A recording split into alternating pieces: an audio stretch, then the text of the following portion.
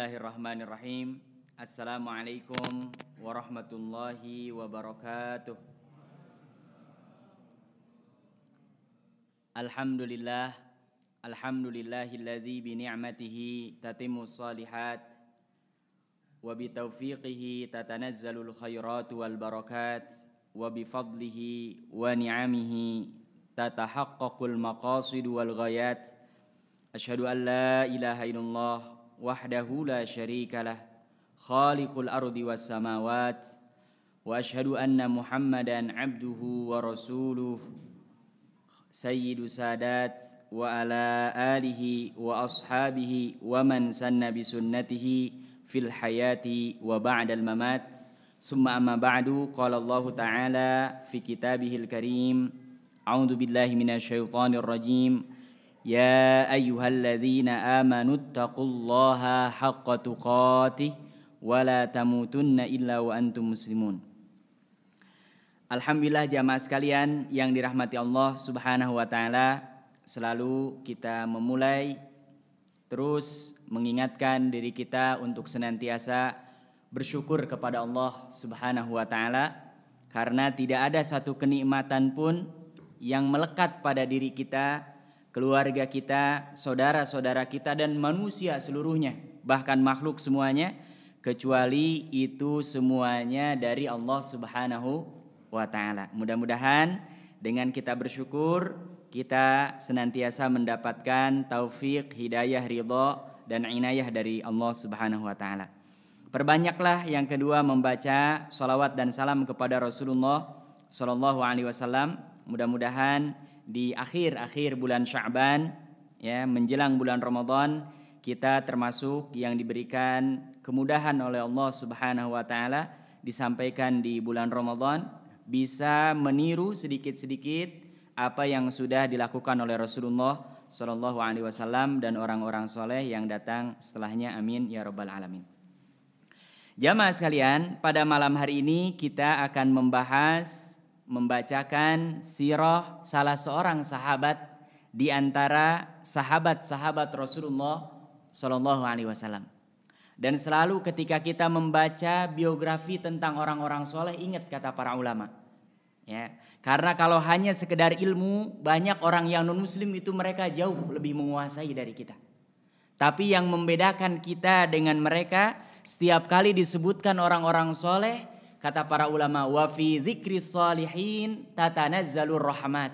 Ketika disebutkan cerita kisah tentang orang-orang soleh, pada saat yang berbarengan turunlah rahmat Allah Subhanahu wa taala. Ya, makanya sambil kita mendengarkan, menyimak, ya, bahkan sebisa mungkin nanti kita meniru sesuai dengan kemampuan kita.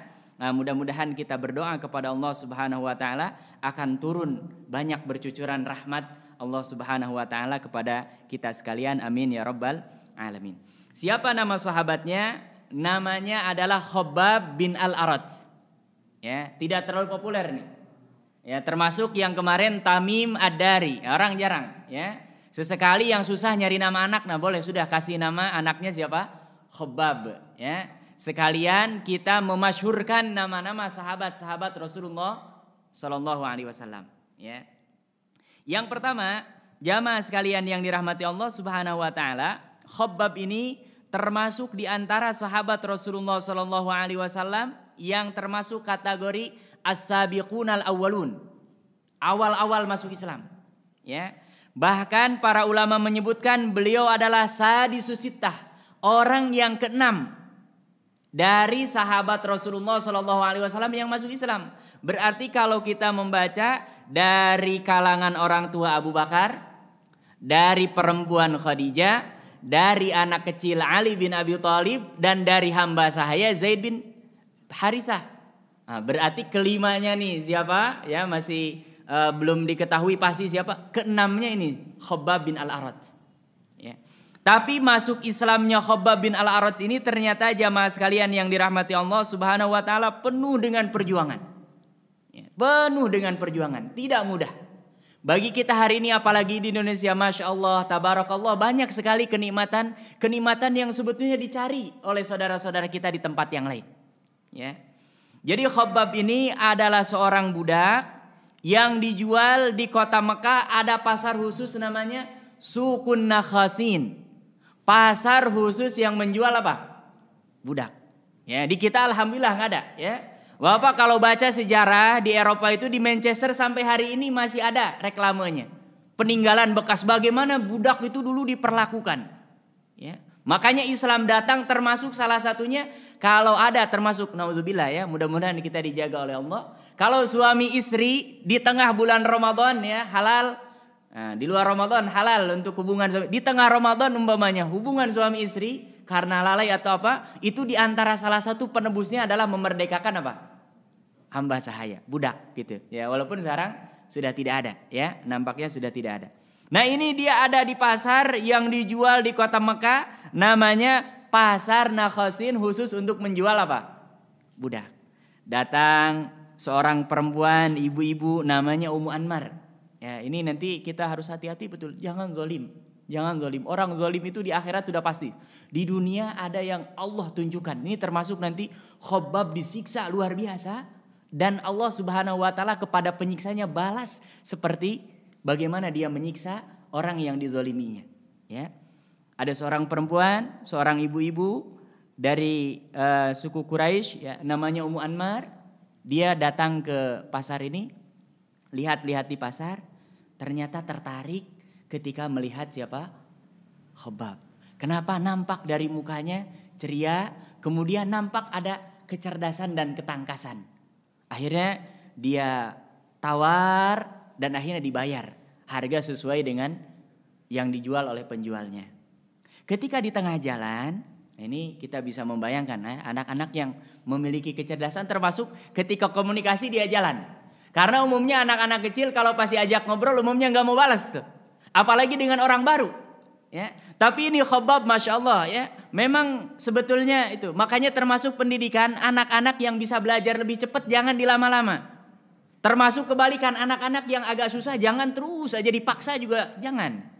Harus seimbangan, lihat, oh ini dia bisa cepat, oh bisa. Enggak semua dipukul rata, pendidikan itu harus seperti itu. Ya. Ditanya ketika sudah dibeli sambil jalan, ya. Mas mukaya gulam, siapa namamu wahai anak kecil? Ya. Kemudian kata Khabbab apa? Khabbab, saya namanya adalah apa?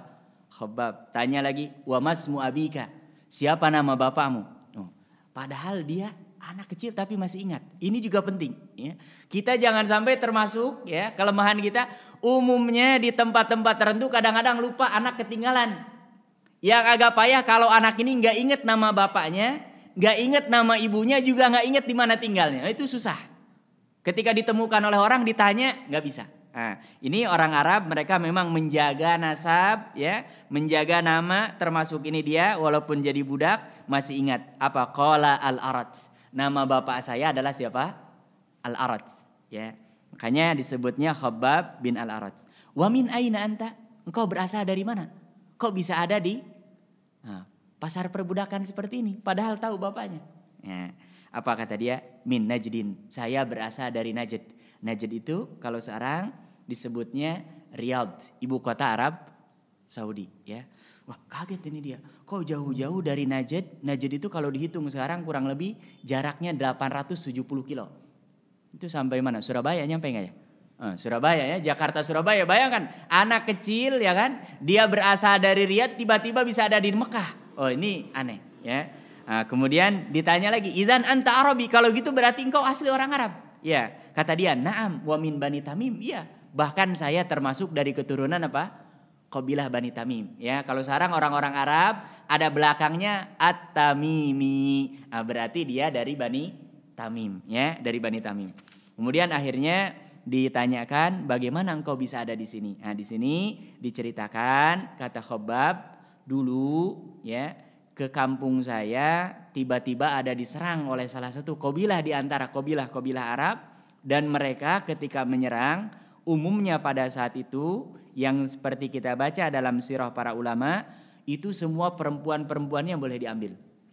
Kemudian anak-anak kecilnya juga boleh diambil. Dan termasuk kenapa ada pasar budak pada saat itu. Memang kalau sebuah kabilah menyerang kabilah lain. Ya, nah itu mereka mendapatkan harta-harta rampasan. Sampai manusia bukan hanya sekedar hartanya. Nah inilah yang menyebabkan Khabbab bisa berada di mana? di kota Mekah, ya. Walaupun ini awalnya adalah musibah, tapi bagi Khabbab kedepannya insya Allah akan menjadikan berkah. Karena itu yang membuat dia berjumpa dengan Rasulullah SAW, bahkan masuk Islam, bahkan termasuk as-sabiquna al-awwaluna fil Islam.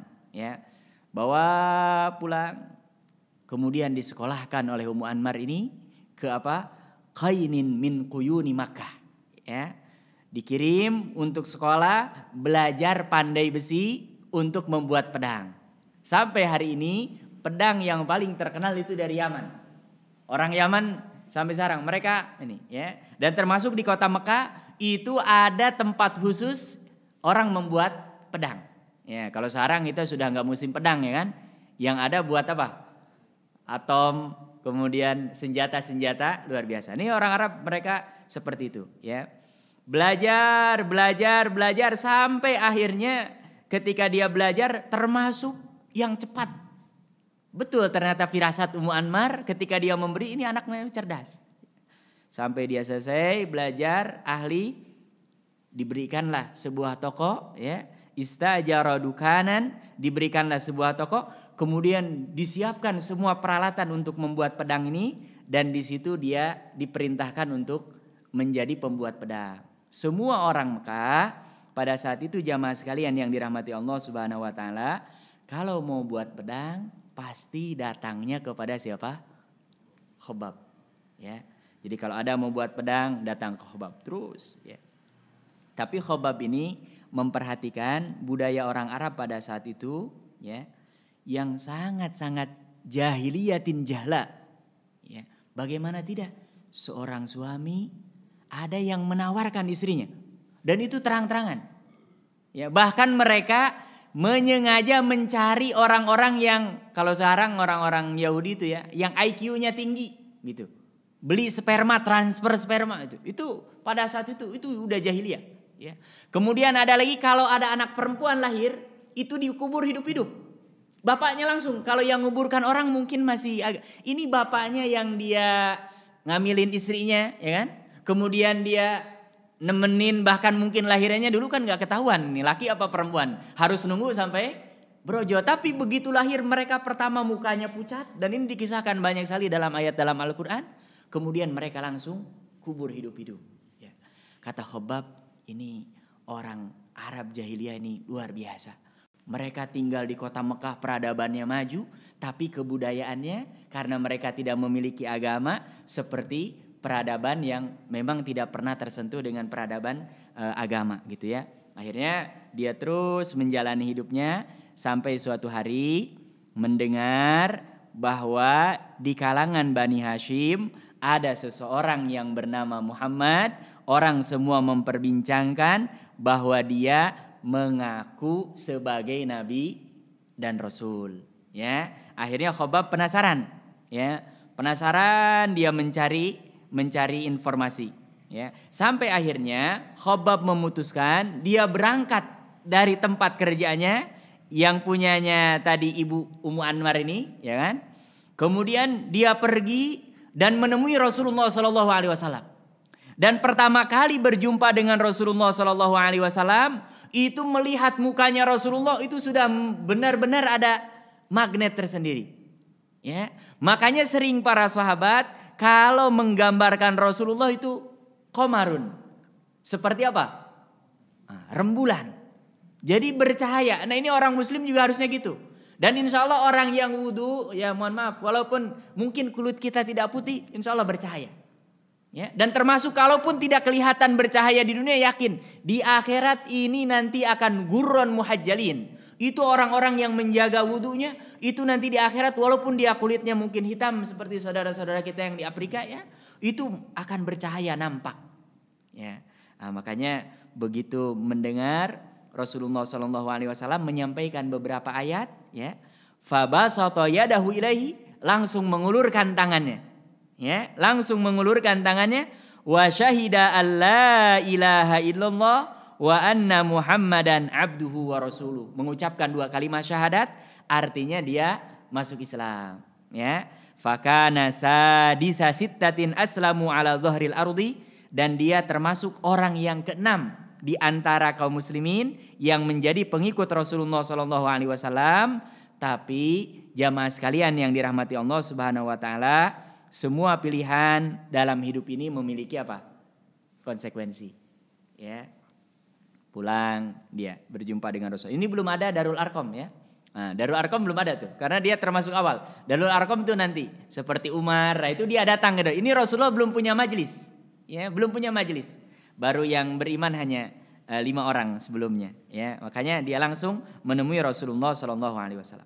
Sampai berita keislaman Khabbab ini dan dia tidak menyembunyikan, ya, tidak menyembunyikan. Termasuk di antara sahabat yang tidak menyembunyikan Abdullah bin Mas'ud, satu-satunya yang dikenang sampai sejarah orang yang pertama membaca Al-Quran terang-terangan sampai dikeroyokin dan pingsan itu Abdullah bin Mas'ud.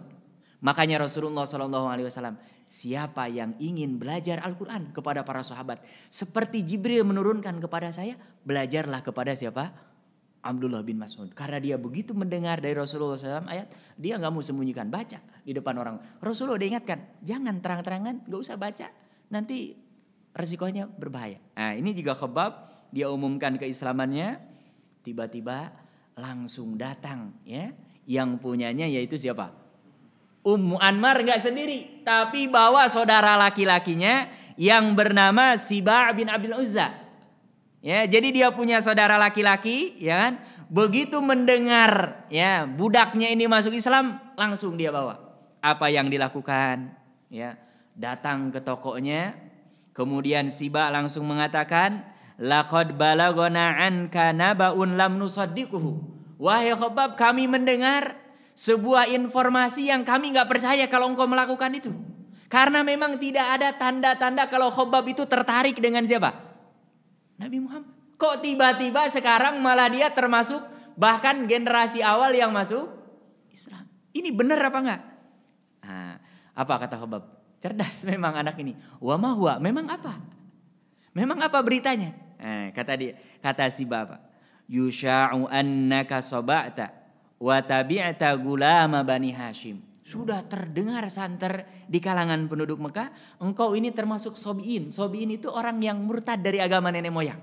Ya, dalam Al-Quran disebutkan, walaupun tafsirnya salah satu di antara penafsirannya orang yang murtad dari agama nenek moyang tapi bukan ahlul kitab. Seperti orang-orang Quraisy ini mereka punya keyakinan-keyakinan. Kayak umpamanya menyembah patung, ya kan? Patung-patungnya itu mereka punya nama-namanya sendiri yang nanti ketika Rasulullah patung Mekah dihancurkan kurang lebih ada 360 patung. Ya, itu mereka semua beribadah katanya kepada Allah tapi melalui perantara patung-patung itu. Ya, melalui perantara patung-patung. Kemudian dijawab oleh Khabbab, "Mas sabatu, saya tidak murtad. Ya. Saya tidak keluar dari agama nenek moyang. Wa innama akan tetapi amantu billahi wahdahu la syarikalah. Saya hanya beriman kepada Allah yang hanya satu-satunya Maha Esa dan tidak ada sekutu baginya." Mendengar ini kira-kira gimana? Tambah marah karena orang Quraisy Tuhannya satu apa banyak? Banyak. Ya, Tuhannya banyak. Akhirnya apa? Belum selesai, ya. Belum selesai dia mengatakan asyhadu alla ilaha illallah wa anna muhammadar rasulullah. Fama in lamasat kalimatu Khabbab, kecuali tangan si Siba ini sudah langsung menempeleng. Dan ditempelengnya dibayangkan di samping kanan kirinya adalah tempat pembuatan apa? Pedang. Yang ada apa di situ? Besi, kemudian apa? Martil, ya kan? Masya Allah. Nah, makanya nanti jamaah sekalian yang dirahmati Allah Subhanahu Wa Taala, setiap kali kita menemukan kesulitan, ingat-ingat kisah para sahabat ini. Ya, nggak ada sebanding kita susah apapun. Menurut saya tidak ada yang lebih sulit daripada kondisi para sahabat Rasulullah Sallallahu Alaihi Wasallam. Ya, apa yang dilakukan? Dipukuli pakai tangan, ya, kemudian ditendang pakai kaki, bahkan dilemparkan sampai kepalanya itu terkena dengan motorik martil-martil yang ada di tempat dia membuat pedang. Ya, saya kebetulan agak hafal nih karena samping rumah dulu ada beberapa ini tempat membuat pedang. Itu ternyata pedang itu dipanaskan, ketika menyala kemudian dipukul untuk menggepengkannya itu. Ini dan sudah kakek-kakek sudah nggak ada, udah lama itu ya. Kita kecil sudah meninggal. Itu bisa kebayang Seorang anak masih usia ya mungkin belasan tahun didorong seperti itu, dan ternyata nanti beliau akan menceritakan tidak ada satu ruas dari tubuhnya itu kecuali tulang-tulangnya itu sudah hancur. Ya. Dan sampai daging-dagingnya itu keluar. Bahkan pernah suatu waktu itu darah mengalir, dan yang membuat darahnya berhenti itu gara-gara keluar air dari dalam tubuhnya. Ya Allah, sampai segininya siapa? Khabbab, ya. Kemudian tersungkur, faqidal wa'i, dia pingsan, nggak ingat apa-apa, ya. Waddima utanzifu minhu, dan darah mengalir terus dari anggota tubuhnya. Ini baru hari pertama, ya. Penataran pertama selesai, sudah biarkan lagi, ya. Besoknya dilihat lagi. Kemudian orang-orang Quraisy berkumpul. Ini nampaknya semakin banyak penduduk Mekah yang menjadi pengikut siapa? Muhammad. Ini berbahaya. Ya, ditugaskan tolong setiap kabilah tanggung jawab.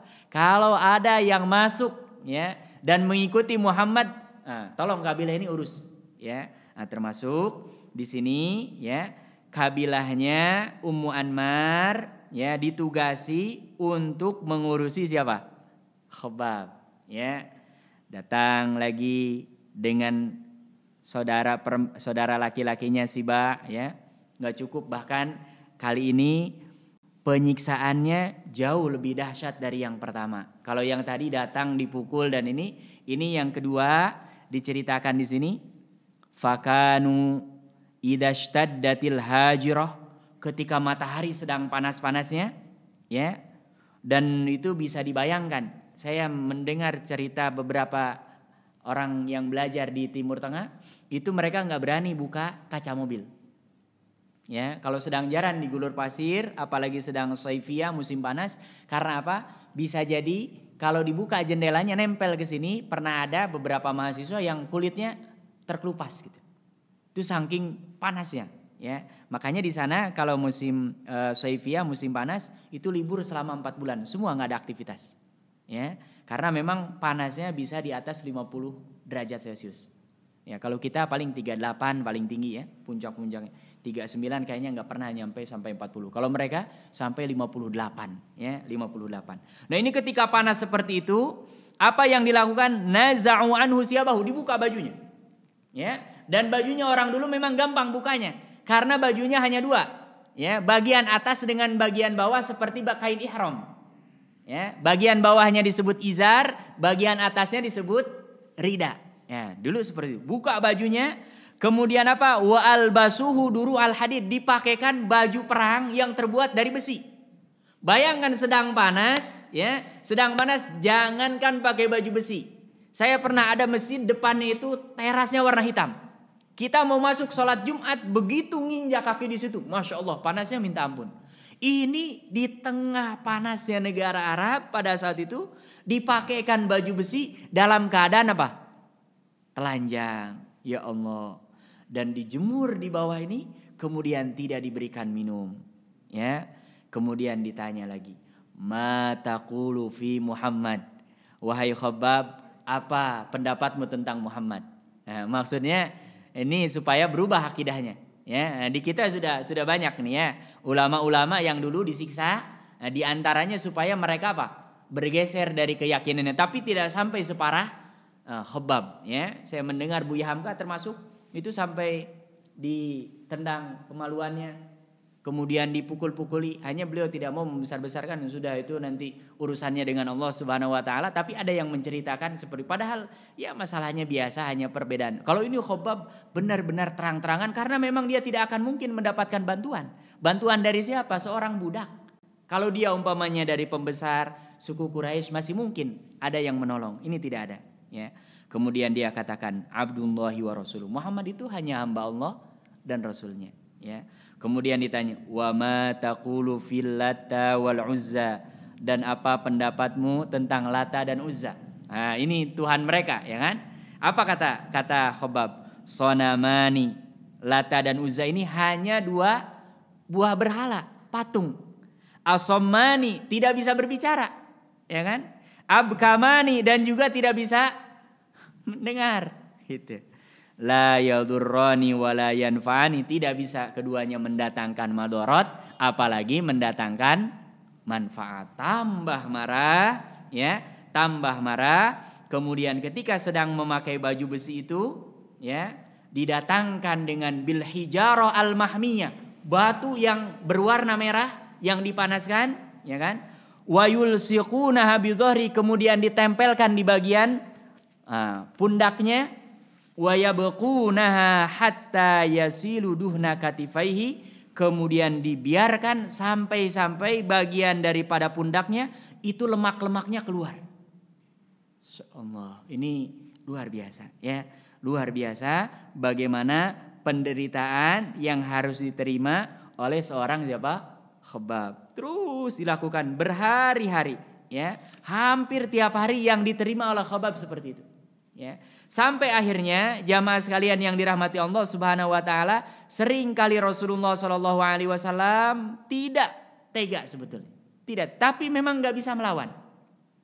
Kalau kepada Ammar bin Yasir dan keluarganya Rasulullah hanya mengatakan sabron ala Yasir fa inna mau'idakumul jannah, ya. Sabarlah wahai keluarga Yasir, saya enggak bisa menolong tapi yakin Allah menjanjikan surga untuk kalian. Ini pas datang Khabbab datang kepada Rasulullah sallallahu alaihi wasallam, wahai Rasulullah, ala tantasiru lana, tidakkah engkau meminta kepada Allah supaya diturunkan pertolongan? Ala tad'u lana, tidakkah engkau berdoa kepada Allah supaya diturunkan siapa kayak malaikat gitu kalau kita gitu. Apa kata Rasulullah? Ya, kata Rasulullah ini ingin mengajarkan, padahal Rasulullah pasti berdoa. Tapi memang belum momennya. Kadang-kadang kita suka nggak sabar tuh. Ya, sering berdoa, tapi belum diijabah kita malah suka berhenti berdoa. Ini jangan. Urusan mengijabah urusan Allah, urusan kita hanya berdoa dan doa saja sudah ibadah. Ini kadang-kadang kita nih doa tapi ingin ngapain berdoa, kalau mau mengabulkan sendiri kerjakan aja. Ya kan? Kan terserah Allah. Kalau Allah mengijabah berarti itu yang terbaik. Kalau belum diijabah kita ngangkat tangan doa saja sudah dihitung apa? Pahala oleh Allah Subhanahu wa taala. Apa kata Rasulullah? Ingat wahai Khabbab, umat-umat sebelum kita itu ada yang disisir pakai gergaji, badannya dibelah dua, ya kan? Semua anggota badannya dicincang, tapi mereka semua sabar.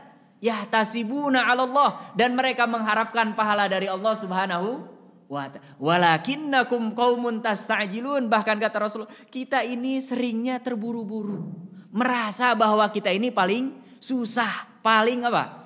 Berat siksaannya. Nah, ini diingatkan oleh Rasul. Tapi pasti Rasulullah Shallallahu alaihi wasallam berdoa. Terus akhirnya setelah dijelaskan oleh Rasulullah SAW seperti ini, berjalan bertahun-tahun, ya. Kita bisa membayangkan berarti ini masih tahun pertama dari kenabian. Padahal Rasulullah tinggal di kota Mekah berapa tahun? 13 tahun. Selama 13 tahun kurang lebih itulah yang dialami oleh siapa? Khabbab. Ya, makanya kita malu kepada Allah kalau berjuang untuk sholat berjamaah saja, kalau berjuang untuk mengeluarkan sedekah saja kita masih merasa aduh sulit itu.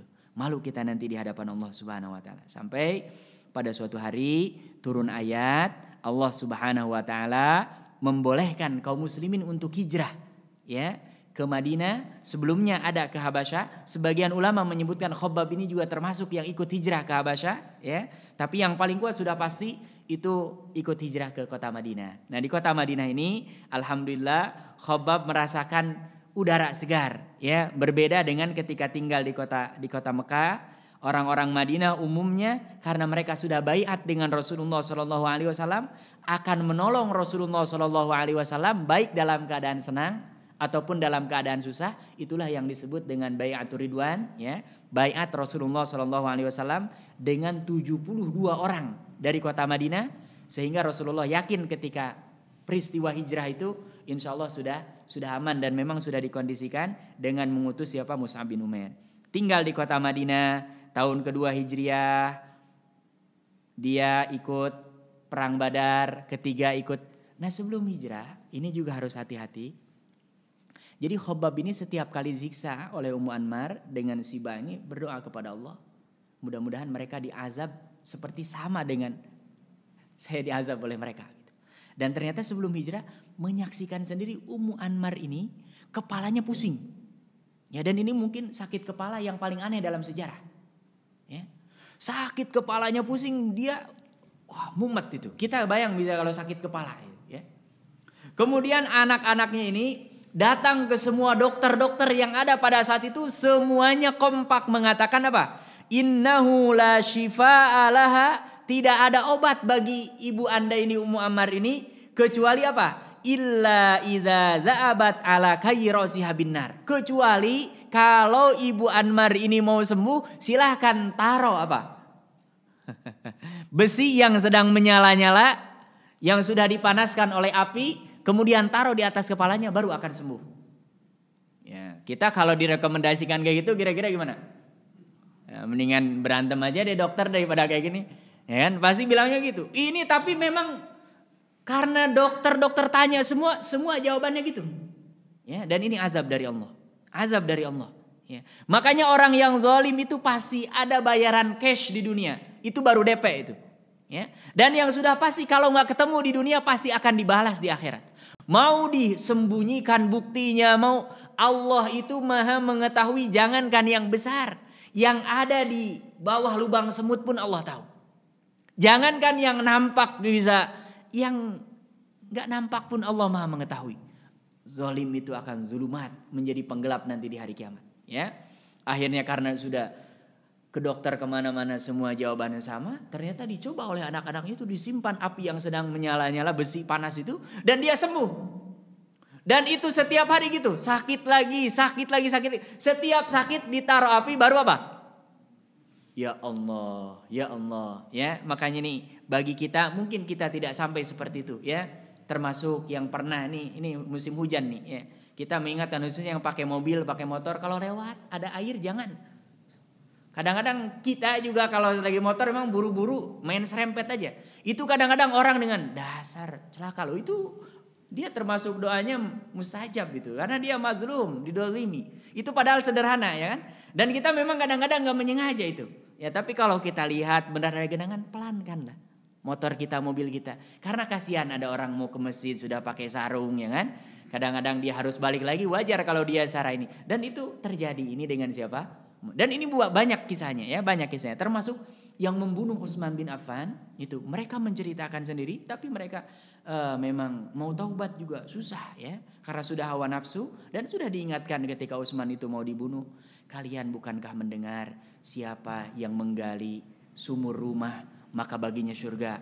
Kemudian diingatkan oleh Utsman itu keutamaan bahwa beliau termasuk donatur terbesar perang Tabuk, dan itu dijanjikan surga oleh Rasulullah. Tapi mereka terus termakan isu bahwa Utsman ini mengangkat saudara-saudaranya jadi gubernur. Terus semua berita-berita yang tidak benar itu akhirnya dibunuh. Dan apa yang terjadi? Kata para ulama, mereka mengakui sendiri, ini ada sanad-sanadnya, itu mereka hampir rata-rata yang ikut dalam pembunuhan Utsman itu gila-gila semua.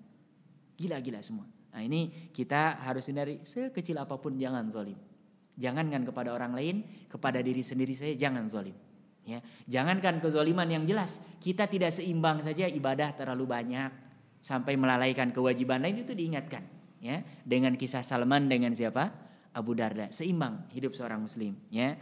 Akhirnya setelah itu hijrah ke Madinah, ikut perang Badar, dan beliau termasuk yang dipanjangkan umurnya oleh Allah Subhanahu wa taala, melihat bagaimana Rasulullah SAW selama 10 tahun, ya, berdakwah di kota Madinah dan menjadi kekuatan yang besar pada saat itu. Dan Rasulullah SAW, ya, termasuk memuliakan para sahabat. Nah, dan termasuk para sahabat Rasulullah SAW masing-masing memiliki keutamaan, ya. Di antaranya kalau kita ingin belajar tentang halal dan haram, maka Rasulullah belajarlah kepada Muadz bin Jabal. Kalau ingin belajar qiraah membaca Al-Quran, belajarlah kepada siapa? Ubay bin Ka'ab. Nah, itu sudah ada keahlian-keahlian masing-masing. Nah, ini Khobab ini termasuk dia nggak punya keahlian khusus, ya. Makanya nggak terlalu dikenal, ya. Tapi di zaman Umar bin Khattab ini punya sunnah sendiri, ya, punya kebiasaan tradisi sendiri. Apa? Mendudukan di sampingnya ada khusus kursi untuk orang-orang yang awal Islam dan mereka mendapatkan penyiksaan yang luar biasa. Ya. Sebelum Bilal meninggal, yang biasa duduk di sini ini Bilal. Tapi ketika Bilal tidak ada, maka yang didudukan di sini adalah siapa? Khabbab. Kata Umar, Khabbab silahkan duduk. Sahabat yang lain yang lebih mulia ada. Tapi beliau khusus untuk orang-orang yang disiksa luar biasa. Dan khususnya dari kalangan apa? Budak dan pendatang di kota Mekah. Ya. Nah ini diceritakan lagi. Ya. Ketika Umar bin Khattab menyuruh, beliau sembari mengatakan, ma ahadun ahaqqu minka bihadzal majlisi ghairu Bilal. Wahai Khabbab, tempat dudukmu ini tidak ada seorang pun yang lebih berhak setelah kamu kecuali Bilal. Tapi Bilal sudah enggak ada, maka engkau duduk di sini. Kemudian ditanya, diminta untuk menceritakan bagaimana dulu disiksa. Ya, nah ini juga sama tuh. Kita menceritakan ini sebetulnya ini sunnah sahabat. Umar bin Khattab duduk kan, kalau ada Bilal dulu Bilal yang menceritakan. Ini karena nggak ada Khabbab yang menceritakan. Ya, apa kata Khabbab? Dia menceritakan bagaimana dulu azal musyrikin, penyiksaan orang-orang musyrik terhadapnya yang diceritakan yang tadi. Kata Khabbab, dulu ya ketika saya masuk Islam, au qadal musyrikuna liya hataban. Orang-orang musyrik menyalakan, menumpukan hatab. Apa hatab? Kayu bakar. Ya. Kemudian dinyalakan hatta asbaha jamron, sampai berubah menjadi bara yang warna merah itu. Kemudian apa yang dilakukan setelah itu? Summa naza'u anni siyabi. Nah ini berarti beda yang tadi. Kalau yang tadi di bawah terik matahari. Kalau ini kayu bakar dinyalakan. Kemudian ketika menjadi bara, apa? Mereka melepas baju saya. Wa ja'alu yajurrunani alaihi. Dan saya diseret di atas. Ya Allah, bisa dibayangkan ya. Kemudian hatta saqata lahmi, bahkan daging-daging saya kata Khabbab itu banyak yang berjatuhan. Ya Allah, ini saya enggak bisa membayangkannya. Orang-orang yang seperti ini ya. Walam yudfin nar illal malladzi nazza min jasadi. Dan api itu enggak mati kecuali setelah air keringat mungkin ya. Kita kalau dibakar kayak gitu bukan keluar keringat, mungkin air yang ada dalam tubuh kita keluar semua, dan itulah yang membuat apinya baru tidak menyala lagi. Kemudian Umar bin Khattab mendengar cerita ini dan para sahabat yang hadir di situ, mereka semua merasa malu dan meneteskan air mata, dan itu termasuk bisa ziyadatul iman, menambah keimanan ya. Makanya Umar bin Khattab sering menceritakan hal-hal yang seperti ini dan meminta kepada para sahabat yang dulu pernah disiksa supaya apa? Mereka diingatkan kembali tentang perjuangan, karena setelah itu umumnya di masa khilafah Abu Bakar, Umar, Utsman, Ali itu mereka sejahtera. Ya, bahkan di zaman Utsman itu baju dibagi. Kita baju dibagi apa beli sendiri? Ya kan? Jangankan baju, beras aja yang dibagikan, Masya Allah. Saya pernah lihat langsung. Tuh ada kutunya. Harganya juga harusnya gratis kok, tapi bayar juga itu. Ya, Masya Allah. Itu di zaman Utsman mereka sejahtera semua. Ya. Akhirnya Khabbab ini hidup sampai masa pemerintahan Ali bin Abi Thalib dan punya kebiasaan semua hartanya ditaruh di kotak. Dan semua orang yang butuh boleh ngambil tanpa harus bilang. Nggak ditutup, nggak pakai kode. Pokoknya orang kalau butuh ngambil depan rumahnya. Itu, Masya Allah. Ini berarti menunjukkan apa? Dermawan. Ya, karim. Kita mungkin nggak ada yang sampai seperti itu. Tapi sekarang sudah ada, alhamdulillah tuh program. Yang mau ngambil silahkan, yang mau nyimpen silahkan, bagus itu. Ya, termasuk di Turki ada kebiasaan orang kalau beli roti, kemudian kembaliannya nggak ada, itu boleh dibelikan roti dan ada kotak khusus. Ya, kotak ini nanti musafir, orang yang butuh boleh ngambil tanpa harus bayar. Nah ini budaya-budaya seperti bisa tuh kita ciptakan. Jamaah kita semua kan nggak sama rezekinya, ya kan, nggak mungkin orang kerjanya beda, pendapatannya sama, ya kan? Apa sih? Nah ada mungkin orang-orang yang kalau minta langsung malu. Ya.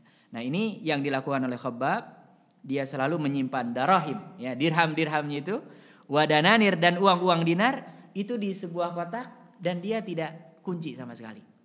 Tapi apa jamaah sekalian yang dirahmati Allah Subhanahu Wa Taala, setiap hari orang mengambil, setiap hari dia nggak itu taruh lagi, dan memang dia termasuk orang-orang yang istagna, diberikan kekayaan oleh Allah Subhanahu Wa Taala, ya tanpa harus bersusah payah, ya mungkin punya kebun kurma tidak diceritakan, mungkin juga punya dapat jatah daripada ghanimah juga tidak diceritakan, tapi inilah yang dilakukan oleh Khabbab. Ketika menjelang ajalnya, para sahabat datang ke rumahnya. Ya. Kemudian dilihat di tempat itu ada samanina alfa dirham. Ada 80.000 dirham. Ya. Kemudian tidak ada diikat atau di apa ini. Kalau kita kan punya uang ditaruh di tempat. Sampai orang-orang dulu aja naruhnya di bawah bantal kan. Bahkan ibu-ibu dulu tuh ada tempat di sini nih. Apa namanya itu? Saya masih ingat. Tapi baju-baju dulu yang dari kebaya itu ada itu. Ya naruhnya di sini. Ya, apa namanya itu? Nah, ini enggak dia. Para sahabat pas datang menjenguk itu. Lihat, Khabbab nangis. Orang sedermawan ini termasuk orang ke-6 masuk Islam. Dia masih punya khawatir. Ya. Ini juga yang sering kita kadang-kadang kita merasa sudah paling gitu. Padahal kita kalau dibandingkan dengan Khabbab perjuangannya gak ada apa-apanya. Ya. Ini ketika para sahabat masuk kemudian dia menangis sejadi-jadinya ketika ajalnya sudah dekat. Kemudian para sahabat bertanya, faqalu lahu ma yubkika, apa yang membuatmu menangis wahai Khabbab? Engkau ini orang ke-6 yang masuk Islam, berjuang dengan Rasulullah, perang Badar ikut, perang Uhud ikut, ya. Bahkan orang-orang yang seperti mendapatkan keutamaan secara khusus, tapi kenapa masih menangis? Gitu. Apa kata dia? Abki, saya menangis lianna ashabi madau, karena sebagian sahabat Rasul rata-rata sudah meninggal semua. Walam yanalu min ujurihim, dan mereka tidak pernah merasakan kenikmatan seperti uang. Saya punya uang sebanyak ini. Saya takut uang ini adalah balasan dari Allah yang tidak akan saya terima nanti di akhirat. Gitu. Jadi ini balasannya sudah Allah kasih di dunia nih, di akhirat nggak dapat apa-apa. Allah, orang yang seperti ini adalah orang-orang yang betul-betul ikhlas dalam perjuangannya. Ya, kadang-kadang ada orang yang merasa, aduh ini kita sudah paling capek, paling ini.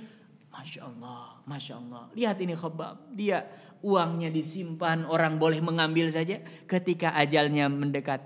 Dia menangis sejadi-jadinya. Bahkan dia selalu ingat. Ya, selalu ingat padahal amalnya banyak. Nah ini mudah-mudahan jamaah sekalian yang dirahmati Allah Subhanahu wa taala, setiap kali kita mendapatkan kenikmatan, ingat-ingat ya, ingat-ingat mudah-mudahan kenikmatan ini semakin mendekatkan kita kepada Allah Subhanahu wa taala. Dan kalau ada di antara kita sudah mulai istiqomah, ya sudah mulai istiqomah pengajiannya, sholat berjamaahnya, bahkan mungkin sudah bisa mengajak orang, jangan gurur, jangan merasa oh saya sudah paling, waliyazubillah, jangan. Tapi kita harus ada khasyah, rasa takut kalau kita beramal amalnya nggak diterima, atau ada amalannya diterima tapi pahalanya disegerakan di dunia. Dan yang namanya di dunia nikmatnya itu sebatas. Ya, kita kalau umpamanya punya mobil baru, nikmatnya itu kapan? Pas pertama kali nyalain, maju. Setelah itu enak. Bayar apa? Setoran. Ya kan? Sama masuk hotel juga tuh. Hotel yang mewah-mewah, bahkan di Dubai ada yang sampai satu malam 500 juta itu. Sama dengan seharga satu rumah. Itu masuknya memang enak tapi pas keluar enak gitu. Kan transfer 500 juta. Itu kenikmatan dunia itu saat apapun, nikah coba nikmat itu sesaat itu. Makanya Allah Subhanahu wa taala menjanjikan kepada orang-orang yang beriman kenikmatan yang kekal abadi yang tidak akan putus, yaitu kapan? Kita jangan ngarep beramal, jangan ngarep di dunia kalau dapat balasan alhamdulillah, nggak dapat balasan juga yang penting kita ikhlaskan niat karena Allah, sudah pasti kita akan mendapatkan apa? Balasan pahala di surga, naimun abadiyun, kenikmatan yang abadi. Kalau di dunia biasanya setelah nikmat itu pasti ada nggak enak gitu. Nah, pasti udah enak pasti udah dunia. Sama makan sambal kan enak ya. Tapi setelahnya enak gitu, perut mulus, bulak-balik ya kan. Makan jengkol juga sama itu, enak. Ya kan? Enak itu, makanya saya tanya jengkol udah tahu bau dimakan karena enak. Tapi setelahnya itu enak. Dimarahin istri, kloset bau. Dimarahin tetangga juga bau ya. Nah itu semua kenikmatan dunia. Nah makanya ini yang dikhawatirkan oleh Khabbab, takutnya uang-uang yang banyak itu balasan dari Allah. Padahal sebagian sahabat mereka yang berjuang luar biasa tidak pernah mendapatkan itu. Dia khawatir di ujung hayatnya ini adalah balasannya di dunia dan tidak lagi mendapatkan balasan di akhirat. Mudah-mudahan ketika kita mendengar kisah-kisah para sahabat seperti ini, mengembalikan keimanan kita supaya lebih prima, lebih segar lagi, dan mudah-mudahan di penghujung bulan Sya'ban ini kita senantiasa diberikan taufik hidayah oleh Allah Subhanahu wa taala dan menyampaikan kita di bulan Ramadan, bisa beramal dengan maksimal di bulan Ramadan. Mudah-mudahan ini menjadi pemberat catatan amalan kita nanti di hari kiamat. Amin ya rabbal alamin. Ini saja karena sudah masuk Isya, kita akhiri dengan membaca doa kafaratul majlis. Subhanakallahumma wa bihamdika asyhadu an la ilaha illa anta astaghfiruka wa atubu ilaik. Walhamdulillahirabbil alamin. Wassalamualaikum warahmatullahi taala wabarakatuh.